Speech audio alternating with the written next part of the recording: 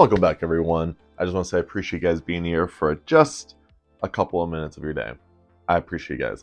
As you can tell, I did a lot of changing in my room to do, I think, better quality for videos. Let me know what you guys think about this. But we're going to start out with the first video of this. Is a review of Crown of Swords, the 7th book of the Wheel of Time. As you can see, here's the cover. Cover standards kind of matches with the vibe of this book. Not very good. We're going to start off with, like I like to do, is the good and then the bad, but it's like I change it to just what I like and what I dislike about this book. And I actually have more dislikes than I do likes in this book, because this book is not the greatest in a lot of spots, I should say. But when I'm reading this book, I was I'm trying to explain how I liked it. So we're going to get into the likes. So one of the first things I really did enjoy with this book is the prologue. The prologue was actually really good start. They start off right in a battle, and he leaves it right off of what happened in book 6, which I didn't expect that to happen, and I was actually pretty happy with that result. You got to see a lot of battles, and you get to see the other Armelin who wants Egwene, because obviously Egwene is the other one. And so now I'm like, all right, what's going to happen with Egwene in this book? You get to see fighting, which is pretty cool. You get to see Rand and Perrin get teamed up and to do some fighting. And the first 10 chapters of this book was really solid. I actually enjoyed the first 10. And then after that, I'm like, dear God, what is going on? So that's one thing I did enjoy, is the prologue of this. Another thing I did enjoy, though, is seeing Rand becoming different. What do you mean by that? The first 6 books, Rand, he's slowly growing as a character. He's in the 6th book, he actually becomes like that dude. He finally stands up to the Aes Sedai, and he's just finally had enough of it. And in this book, it's the same exact thing, I feel. But the difference is like Rand is gradually turning more, I guess, to the dark side. Yeah, boy. Of being the Dragon Reborn. There is some pros and some cons to it. One of the biggest cons is Rand's very arrogant. In his book, he just walks around telling everyone, he's like, I am the Dragon Reborn. I am the Dragon Reborn. It kind of reminds me of the scene in Game of Thrones when Joffrey was like, I am the king. I am the king. And then his grandpa's like, if you have to tell people you're the king, no one's gonna respect you, essentially. Which, that went pretty hard if you ask me. And plus, who doesn't like Joffrey? Everyone hates Joffrey. Just saying. So those were like some of my likes. And another thing I noticed, though, in this book is Min's actually becoming more and more important, I guess. He finally puts it in there where, like, you actually can see why people are liking Min slowly. Now, I didn't mind Min too much. She just felt like she just always had to be where Rand was, which I don't think that's a bad thing. It just, to me, it felt like I was like, all right, all she's there is just to be like sheep herder, wool-headed, and just trying to convince Rand that they like each other, So as I was reading it, that's all that was going through my head. I was like, is she actually doing anything? And then they finally like hooked up, because she told Rand that she loves him, and Rand, of course, told her he loved her. And I just thought it was a really interesting thing. So now we're gonna get into the dislikes. And a couple of the dislikes are ones I've just been really repetitive with, so on. A lot of the dislikes have been almost the same thing throughout the first 6 books. And this is arguably like worse than it started out with. So one of my dislikes is going to be with the Aes Sedai. Arguably the Aes Sedai are almost worse in this book. Like, it just bothers me so much the way he has written like the women in this book. There's so many times, and not even just this book, but just in general, just the way that these women are just so rude to everybody, and they just think they are better than every single person.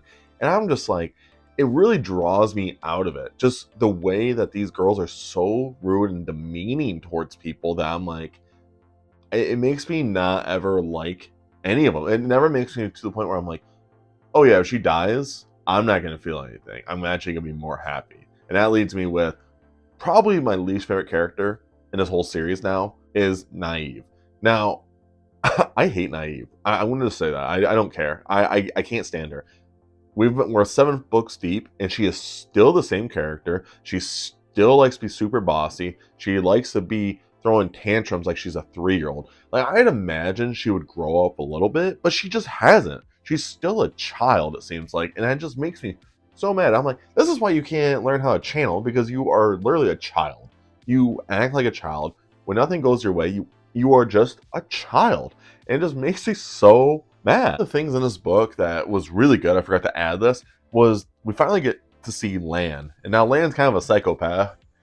He is now a warden to somebody else to help, because I guess when wardens after their Aes Sedai die, they kind of go crazy.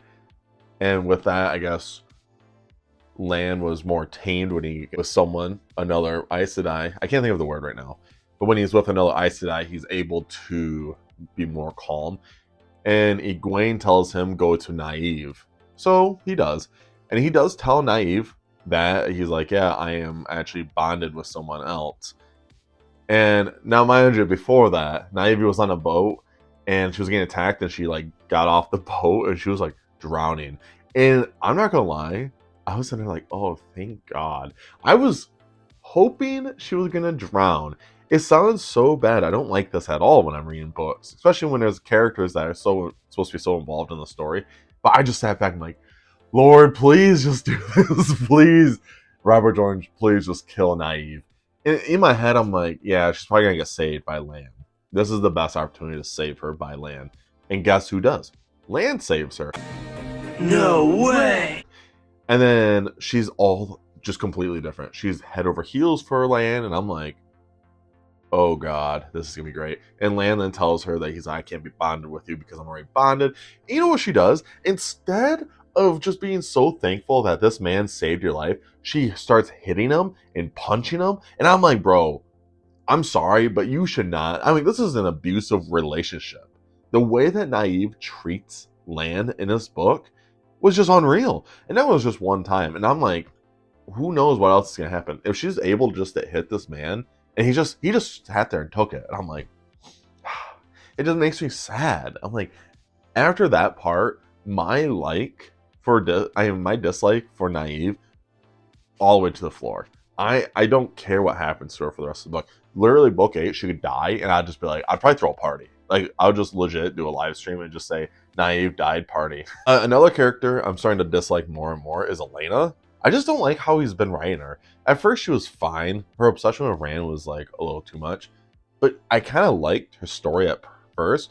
But he's writing, like I said in the beginning, he's writing every single girl almost the same. And it's just so irritable where there's times where I don't even know which character I'm listening to or reading about. Because I'm doing audio books for this as well, which helps me get through the slog, that's for sure. It really did. But there's times where I'm even reading this, I'm like, who is this again? Because there's times where Nynaeve acts like stuck up, and then Elena does too, and I'm like, I don't know who's who anymore. They're all the same, it feels like. And it really just makes me sad reading this, because it's like, I like multiple characters, but I feel like the only characters I like are the dudes, which is just wrong, because I like female characters, but the way Robert Jordan writes these women is just really hard to like them.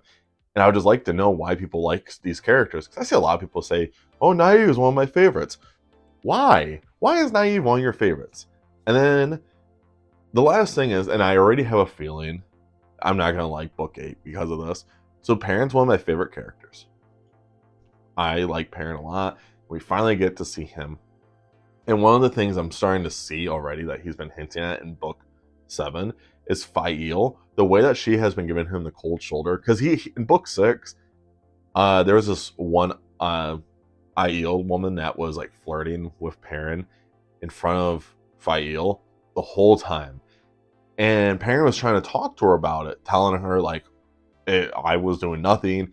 And of course she says she doesn't believe him, but then she's just being jealous and giving him the cold shoulder and all this. And then in this book, she's continually doing that. Perrin's like, I don't know what to do. Like, in my spot, that's already a toxic relationship where she's not even willing to talk to him about it. And Perrin's like legit a genuinely good dude. Like, of Matt, Rand, and Perrin's literally the best out of the 3. He's a nice, kind man. And Fael is just going to, I just have a sense that Fael's going to be progressively worse. and it's gonna make me so mad. Where I just don't understand. Like my favorite character, one of my favorites, is Dad, which is Moraine. Moraine was literally my favorite woman. I loved Moraine. She was also Bae. But anyways, reading this though, I just in my head I'm like, oh my gosh.